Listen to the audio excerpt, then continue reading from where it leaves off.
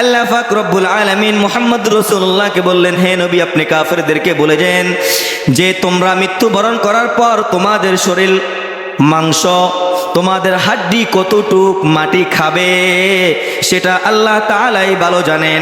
যে ঠিক আছে, তোমরা মৃত্যুবরণ করবে, তোমাদেরকে মাটির মধ্যে দাফন করা হবে, তোমাদের শরীর, তোমাদের হাড্ডি মাংস কতটুকু মাটি গ্রাস করবে সেটা একমাত্র আল্লাহ তাআলা। আজকে আমরা সূরাত কফ 26 নম্বর পারার 17 নম্বর পৃষ্ঠায় সূরাত কফের প্রথম অংশের তর্জমা এবং তার আংশিক ব্যাখ্যা সম্পর্কে জানব।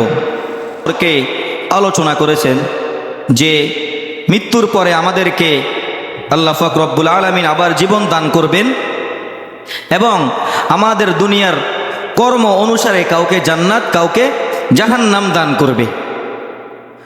দ্বিতীয় অংশে আল্লাহ পাক রব্বুল আলামিন মানুষদের কিভাবে বিচার করবেন এই সম্পর্কে আলোচনা করেছেন। তো আমরা সর্বপ্রথম এই সূরার শানে নুজুল জানব, তাহলে আমরা আলোচনা বুঝতে সহজ হব। আল্লাহ পাক রব্বুল আলামিন এই সূরা অবতরণ করার কারণ হলো যে মুহাম্মদুর রাসূলুল্লাহ সাল্লাল্লাহু আলাইহি ওয়াসাল্লামকে আল্লাহ পাক রব্বুল আলামিন যখন নবুয়ত দান করলেন, নবুয়ত দান করার পর মুহাম্মদুর রাসূলুল্লাহ সাল্লাল্লাহু আলাইহি ওয়াসাল্লাম মক্কার কাফেরদের নিকট আল্লাহর একাত্মবাদের দাওয়াত নিয়ে গেলেন, ঈমানের দাওয়াত নিয়ে গেলেন, জান্নাত জাহান্নাম সম্পর্কে বললেন যে আল্লাহ এক, আমি মুহাম্মদুর রাসূলুল্লাহ আল্লাহ তাআলার প্রেরিত রাসূল। তখন মক্কার কাফেররা হুজুর আকরাম সাল্লাল্লাহু আলাইহি ওয়াসাল্লামকে পাগল, কবি, বিভিন্ন ভাষায় গালি দিতে লাগলেন এবং রাসূলুল্লাহ সাল্লাল্লাহু আলাইহি ওয়াসাল্লাম যখন এটা বললেন যে তোমাদেরকে মরতে হবে, মরার পর আল্লাহ পাক রব্বুল আলামিন আবার জীবিত করবেন, তোমাদেরকে বিচার করবেন, কাউকে জান্নাত, কাউকে জাহান্নাম দিবেন, তখন মুহাম্মদ রাসূলুল্লাহ সাল্লাল্লাহু আলাইহি ওয়াসাল্লামকে তারা পাগল বলতে শুরু করলেন। তখন আল্লাহ পাক রব্বুল আলামিন এই সূরা নাজিল করলেন, কফ ওয়াল কুরআনিল মাজিদ। কফ এটা হলো হরফে মুকাত্তা, এর অর্থ আল্লাহ পাক রব্বুল আলামিন ব্যতীত কেউ জানেন না। ওয়াল কুরআনিল মাজিদ, আল্লাহ পাক রব্বুল আলামিন কোন গুরুত্ব বিষয় সম্পর্কে যখন আলোচনা শুরু করেন তখন তিনি এক এক জায়গায় এক এক জিনিসের কসম কাড়েন। ঠিক তেমনি ভাবে এখানে আল্লাহ পাক রব্বুল আলামিন সম্মানিত কোরআনের কসমকে এই আলোচনাটা শুরু করলেন। ইযা মিতনা ওয়া কুন্না তুরাবা যালিকা রাজউম বাঈদ। কাফেররা বলেন আমরা যখন মরে যাব মাটির সাথে মিশে যাব, আল্লাহ পাক তোমার কোন খোদা আমাদেরকে আবার জীবিত করব? আমাদের হাড্ডি মাংস সবকিছু যখন মাটি খেয়ে ফেলবে, সবকিছু যখন পোকা মাকুড় খেয়ে ফেলবে, তাহলে আমাদেরকে কিভাবে আবার জীবিত করবে? যালিকা রাজউম বাঈদ, এটা তো অনেক দূরের বিষয়। যখন কাফেররা এই কথা বললেন, কাফেরদের প্রতি উত্তরে আল্লাহ পাক রব্বুল আলামিন পরবর্তী আয়াতে বলেন, قد علمنا ما تنقص الأرض منهم وعندنا كتاب حفيظ। আল্লাহ পাক রব্বুল আলামিন মুহাম্মদ রাসূলুল্লাহকে বললেন, হে নবী, আপনি কাফেরদেরকে বলে যান যে তোমরা মৃত্যুবরণ করার পর তোমাদের শরীর, মাংস, তোমাদের হাড্ডি কতটুক মাটি খাবে সেটা আল্লাহ তাআলাই ভালো জানেন। আল্লাহ তাআলা বলেন যে তোমাদের শরীরটা মাটি খেয়ে ফেলবে, তোমাদের হাড্ডি মাটি খেয়ে ফেলবে, তোমাদের শরীরের সব কিছু মাটি খেয়ে ফেলবে, পোকা মাকড় খেয়ে ফেলবে। একটা জিনিস বুঝে রাখো, তোমাদের শরীরের সব কিছু খেয়ে ফেলবে, কিন্তু রূহ নামক যে একটা জিনিস আমি তোমাদেরকে দান করেছি, এই জিনিসটা তো কোনো মাটি কেউ নষ্ট করতে পারবে না। সুতরাং আমি তোমাদেরকে এই রূহের মাধ্যমে আবার তোমাদেরকে জীবিত করব। এই কথার পর আল্লাহ পাক রব্বুল আলামিন পরবর্তী আয়াতে বলেন, বাল কাযাবু বিল হাক্কি লাম্মা জাআহুম ফাহুম ফি আমরিম মারিজ। আল্লাহ পাক রব্বুল আলামিন বলতেছে মক্কার কাফেররা হয়তো মুহাম্মদের এই দাওয়াতকে সরাসরি অস্বীকার করতেছে, নয়তোবা মক্কার কাফেররা মুহাম্মদ যে বিষয়গুলো বলতেছে এই বিষয় নিয়ে সন্দেহ পোষণ করতেছে।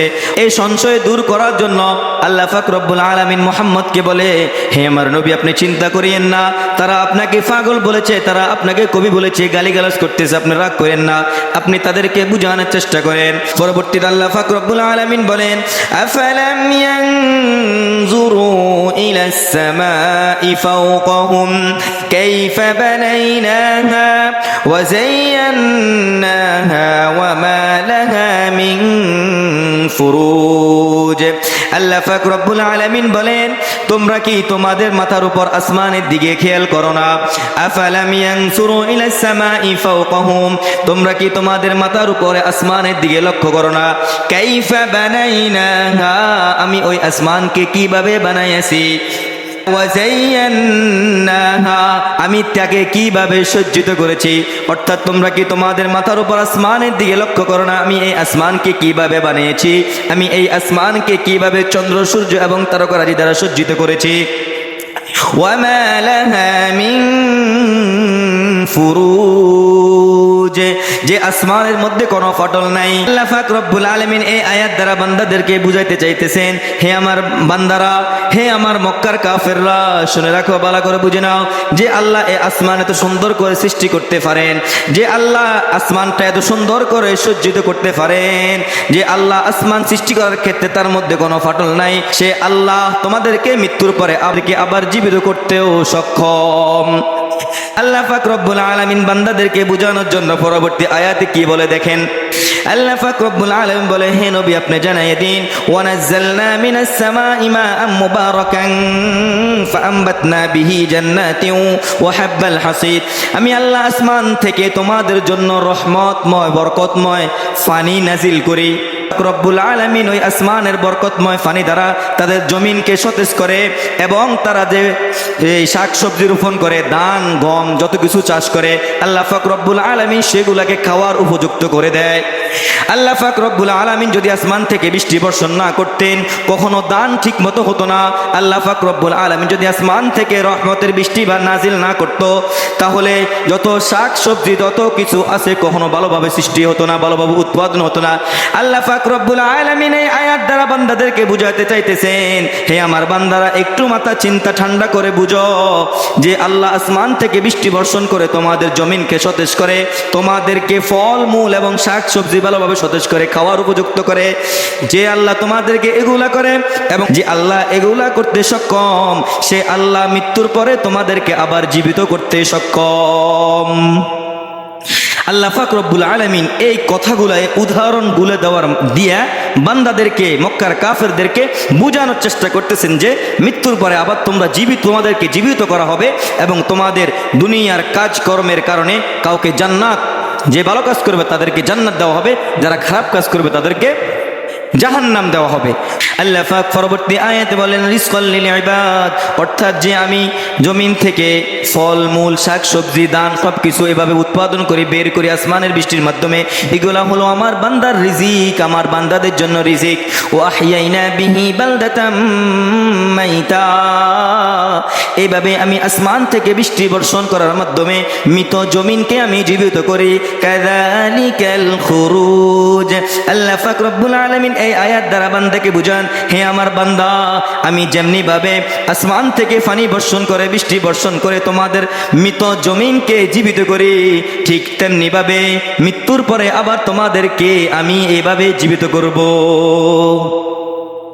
এরকম ভাবে আল্লাহ পাক রব্বুল আলামিন যখন বান্দাদেরকে বুঝাইতেছেন যে মুহাম্মদ যখন ঈমান নিয়ে আসলো, দাওয়াত নিয়ে আসলো, জান্নাত জাহান্নামের আল্লাহর দাওয়াত নিয়ে আসলো, যখন তারা প্রথমে অস্বীকার করলো, তখন আল্লাহ পাক রব্বুল আলামিন বিভিন্ন উদাহরণের মাধ্যমে বোঝানোর চেষ্টা করতেছেন, যারা উদাহরণ গ্রহণ করেছে, যারা মুহাম্মদের প্রতি ঈমান এনেছে, জান্নাত জাহান্নাম পরকালকে বিশ্বাস করেছে, তারা হলেন আবু বকর সিদ্দিক, তারা হলেন উসমান, তারা হলো উমরে ফারুক রাদিয়াল্লাহু তাআলা আনহু, যাদের জন্য দুনিয়াতে থাকা অবস্থায় জান্নাতের সুসংবাদ দিয়ে দিয়েছেন। সুবহানাল্লাহ।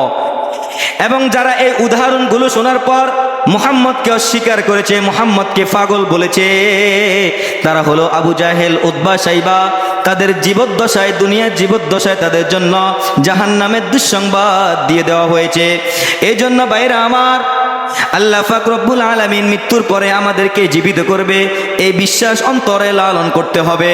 যে ব্যক্তি এই বিশ্বাস অন্তরে লালন করবে না, সে সরাসরি জাহান্নামে যাবে, সে হলো কাফের। আল্লাহ পাক রব্বুল আলামিন আমাদেরকে মুসলমান হিসাবে কবুল করেছেন। মুসলমানদের অন্তরে এটা লালন থাকতে হবে, আমানতু বিল্লাহি ওয়া মালাইকাতিহি ওয়া কুতুবিহি ওয়া রাসূলিহি ওয়াল ইয়াউমিল আখিরি ওয়াল কদরি খাইরিহি ওয়া শাররিহি মিনাল্লাহি তাআলা ওয়াল বা'সি বাদাল মাউত। ঈমান আনার পর, কালিমা পড়ার পর আল্লাহ তাআলার উপর ঈমান আনতে হবে। ওয়া মালাইকাতিহি, আল্লাহ তাআলার ফেরেশতাগণের উপর ঈমান আনতে হবে। ওয়া কুতুবিহি, তার কিতাব সমূহের উপর ঈমান আনতে হবে। ওয়া রাসূলিহি, আল্লাহ তাআলার সমস্ত রাসূলের উপর ঈমান আনতে হবে। ওয়াল ইয়াউমিল আখির, আখিরাতের উপর ঈমান আনতে হবে। ওয়াল কদরি খাইরিহি ওয়া শাররিহি মিনাল্লাহি তাআলা, ভালো মন্দ তাকদীর আল্লাহ তাআলার পক্ষ থেকে হয়, তার উপর ঈমান আনতে হবে। ওয়াল বা'সি বা'দাল মাউত, এবং পুনরায় আল্লাহ তাআলা আমাদেরকে মৃত্যুর পরে জীবিত করবে, সেই বিষয়ের উপর ঈমান আনতে হবে। তাহলে একজন মুমিন আবু বকরের মতো হয়ে যাবে, তাহলে একজন মুসলমান উসমানের মতো হয়ে যাবে, তাহলে একজন মুসলমান আলীর মতো হয়ে যাবে, তাহলে একজন মুসলমান ওমরের মতো হয়ে যাবে। আর যদি এই বিশ্বাস অন্তরে লালন না করে, তাহলে মুসলমান হওয়া সত্ত্বেও আবু জাহেলের মতো হয়ে যাবে, উতবা সাইবার মতো হয়ে যাবে। আল্লাহ পাক রব্বুল আলামিন আমাদেরকে অন্তরে এই বিশ্বাস লালন করে, আল্লাহ তাআলার উপর বিশ্বাস, জান্নাত জাহান্নামকে ভয় করে দুনিয়াতে চলার তৌফিক দান করুক। ওয়া আখির দাওয়ানা আনিল হামদুলিল্লাহি রাব্বিল আলামিন।